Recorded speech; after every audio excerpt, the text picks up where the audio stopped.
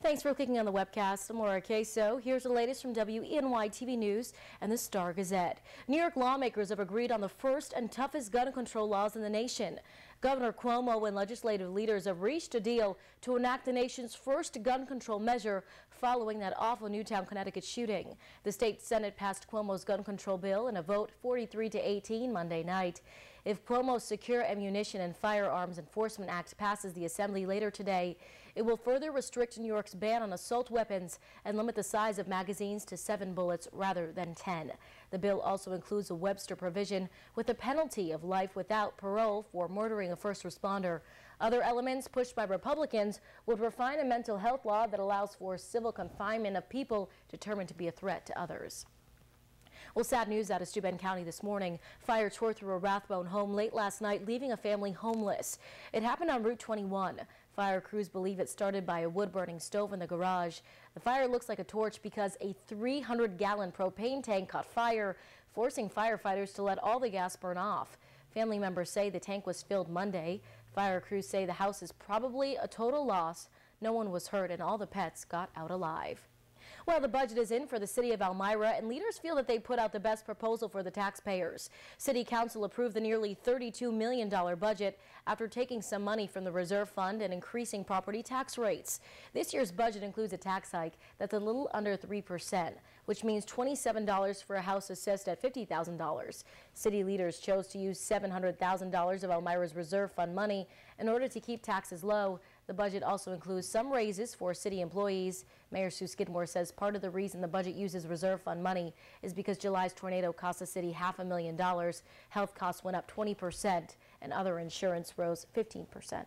If we did not take money out of our surplus and in order to keep to the rate of inflation between salaries, pensions, and health care costs, tax increase would have been about 10%.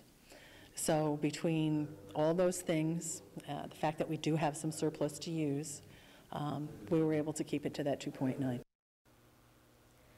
Mayor Sue Skidmore says it was a very difficult process to balance this year's budget as the rising cost of health care, no mandate relief from the state, and the cost of the tornado really cut into spending.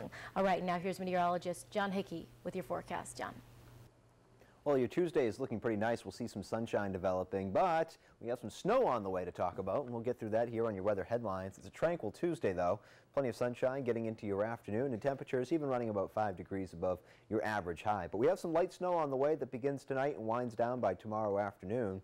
We have some above average temperatures in your forecast leading into the weekend. So let's time things out for you here on Future Track. Today is not the day to worry about it. We have plenty of sunshine out there, that's for sure. Some clouds to start the morning offshore, but we'll see the sun develop in the afternoon. Wave of low pressure off towards our south, staying in that direction as a front kind of shoves it even further to the south. But we're watching another area of low pressure develop behind this one.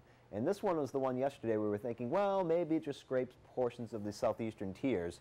Not so much anymore. It looks like it's going to be a little bit further north, and it's going to lead to some widespread light snowfall accumulation for just about everybody. In fact, check it out as we pause Future Track tomorrow morning at 8. Look, light snow for just about everybody here. Notice, though, your lightest amounts the further you head northwest, higher amounts and heavier snow expected off towards the southeast. So that's still the going forecast. And then we're going to watch a cold front drop out of Canada, perhaps spread some light snow showers our way on Thursday. So here's how much we're expecting. Widespread 1 to 3 inches, but those 2 and 3 inch amounts likely across eastern portions of our viewing area, and then lesser amounts the further you head, off towards the northwest. Here's a look at your interactive Sky Tracker 7-day forecast. Temperatures on the way up as we look ahead towards the weekend. That's your forecast. Here's Laura.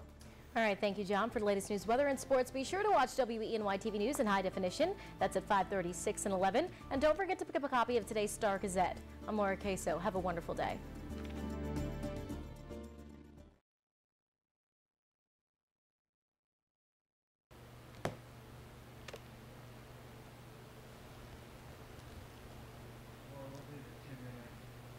Okay.